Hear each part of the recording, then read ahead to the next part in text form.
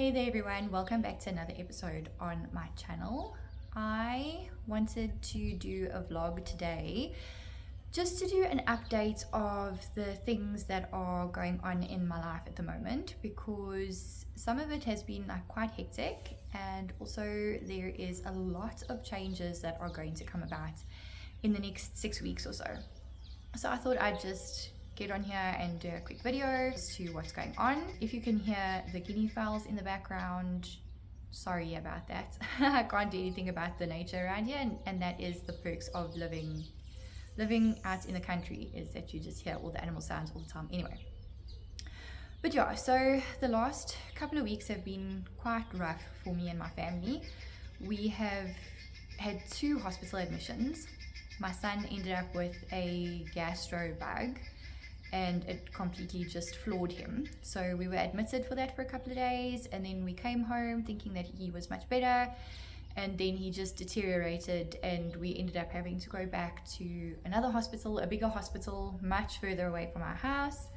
And so I feel like I have lived out of a suitcase and off hospital snacks and sleeping on those really uncomfy hospital beds for the last while. And yeah, so that wasn't all that great, but that seems to be settling down a little bit, at least, thank goodness. And I hope that that is the last admission for this year, because last year we were actually admitted 6 times. So I really hope that this year is not going to follow suit from last year. But anyway, so with all of this that's been going on, like trying to keep afloat at work, trying to keep my department busy at work, running around after my son, organizing the au pair, making sure that the house is in a state that's acceptable to have a stranger in our house every day, doing all the housework and all of that kind of stuff. I really haven't been feeling like the whole reason that we moved out to the farm was to slow down and to enjoy farm life and the slower pace of farm life. And to be honest, with all that's been going on this year, last year, with the build and with me going back to work and trying to do everything and stay on top of everything and be a mom and a homesteader, I've actually gone in the opposite direction to what I wanted to achieve with moving out here. And I feel like we've actually been under more pressure and more stressed, well, me specifically, because of all those things. So I haven't really been able to achieve like what I wanted to do when we moved out here. And it's really been becoming more and more and more intense.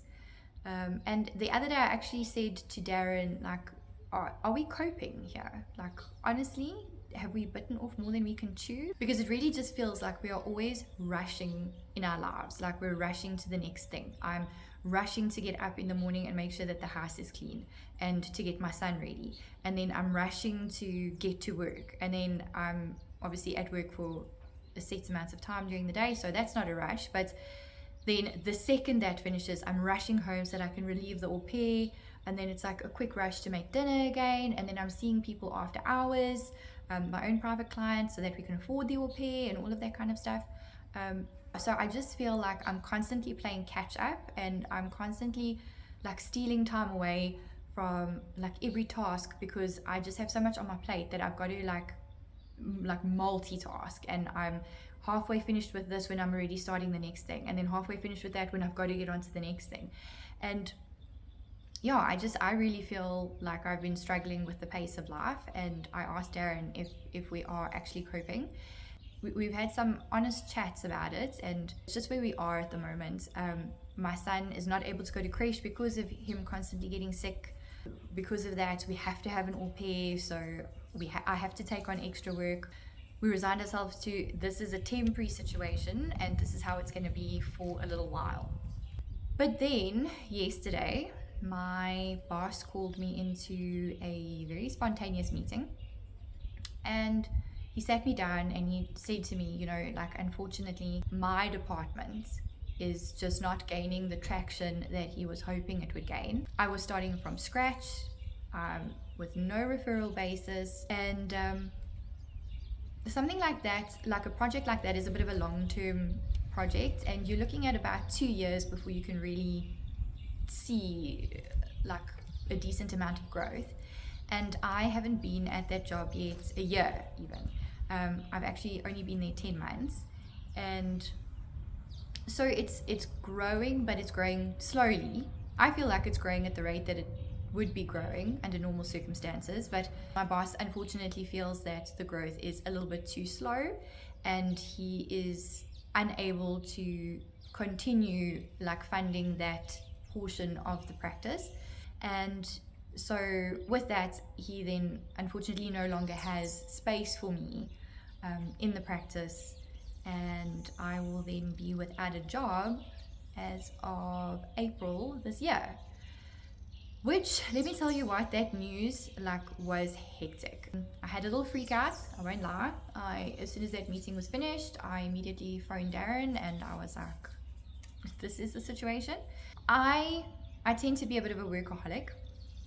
Like I struggle a lot with not working. So my immediate knee-jerk reaction was, I need to find another job, like immediately. You know, I need to go and send my CV out to every single place that I can, and that's what I did. And then, you know, Darren said to me, just calm down and we'll talk about it when I get home. I had some of my own private clients that I needed to see late yesterday afternoon, so I went to see those and then came home, and we literally sat with a pen and paper and with all of the expenses that we have for the house, and with, you know, what it would mean for me to find another job, because we live really far away from like the cities and the big hospitals. All the jobs that I was looking at were like a good 70-80 k's away from where I live, which, you know, on a good day without traffic, that's like an hour and a half commute. So off the bat, I'd be looking at a good like 3.5 to 4 hours traveling time every day. We still have to deal with the fact that my son is not in creche, so we would have to get an au pair for a much longer amount of time in the day, and of course that then like doubles the price. And when we just weighed up everything, like expenses and cost of travel and cost of working and all of those things, it actually turned out that it's going to be cheaper and less strain on the family if I don't work. So as of April this year, I am going to become a completely stay-at-home mom again. And I did it before. I did it when my son was just born, because I had a really high risk pregnancy and had to close up my practice. And then, you know, I was a new mom and I didn't know what I was doing, so I just took some extra time off to be with my son. I never planned on being a stay-at-home mom. I always planned that I'd go back to work, and you know, I always had this idea in my head that I've studied so long and so hard to become a physio, I could never be a stay-at-home mom. And then when I got the opportunity to go back to work, I jumped at it. But I must say, when I was then in working, with my son getting sick and him needing me and having to like beg people to look after him, you know, call in favors here, there and everywhere. When I was at work, I had a very different opinion of being a stay-at-home mom, and I kind of thought I might have made a mistake going back to work, and I think that my son could benefit from me being at home all the time instead of working half day. And it's funny because I feel like with all the stress that I've had, with me questioning if we've bitten off too much, if we're coping, having those feelings about have I made the right choice with going back to work, and you know, my son needing me and all of that, I almost feel like the universe has pushed me in the right direction that I'm supposed to go. And that direction is to actually step away from working for a little while and to move into the role of full-time mom, full-time homemaker, and put all of my energy and focus onto getting this place to what it's supposed to be. After my initial freak out yesterday, I slept on it. I woke up this morning and I'm actually completely at peace with what's going to happen. Actually, I almost feel like I say, like this is the universe going, this is where you're supposed to be for now. Like nobody's going to take your degree away from you. You can always go back to work at a different stage if you want to, but for now your place is here in the home with your family on the farm, doing what you plan to set out on. So the more I think about it, the more excited I am getting. I'm excited to be able to immerse myself in like the homemaking and the homesteading vibe. I'm excited to take a breather and enjoy the farm for what it is, and really just tend to the house and slow down and be in this like mom era, this like motherhood phase of my life.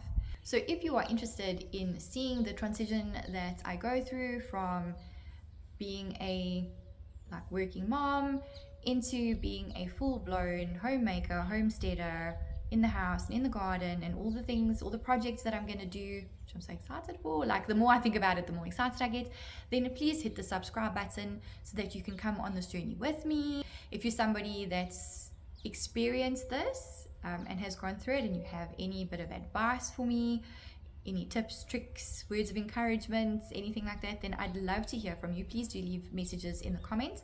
And if you are somebody who is also finding yourself in the situation in the near future, or who is wanting to make the leap from being a working mom to a stay-at-home mom, then absolutely connect with me and like we can do this together. So that is my update for today, and I will see you in the next video. Bye.